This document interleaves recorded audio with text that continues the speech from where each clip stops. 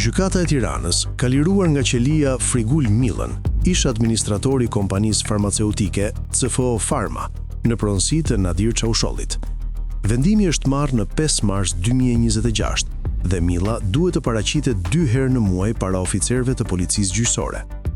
Frigul Milla dyshohet nga Prokuroria e Tiranës si një ndër personat kyç në një skem mashtrimi me rimbursimin e ilaçeve në vlerë 700.000 euro.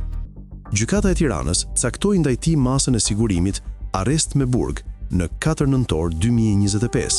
Milla nuk u arrit të arrestohej nga policia për disa javë, derisa u vetdorëzua në 27 nëntor të vitit të kaluar.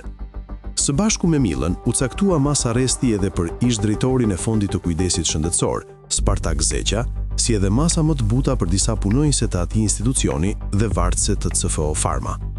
Ata dyshohen për falsifikim të dokumentave dhe fshehje të ardhurave. Në dosjen gjyqësore rezulton se shtetasi Ilir Sheu, administratori i subjektit Medikamenta, kallëzon se subjekti CFO Pharma dhe subjektet Pharma Plus dhe Medix Albania, në bashkëpunim me nënpunës publik të Fondit të Sigurimeve Shëndetësore, kryen veprime fiktive të shitjes dhe blerjes së produkteve Foster dhe Trimbo, duke përfituar fonde rimbursimi nga FSDKSH. Nga hetimi ka dalë se shtetaset Lorela Ballabani dhe Alba Zylfo nuk kanë dijeni për funksionimin e subjekteve Medix Albania dhe Pharma Plus. Këto detaje kanë krijuar bindjen e prokurorisë se Pharma Plus është krijuar dhe përdoret për llogari të subjektit CFO Pharma.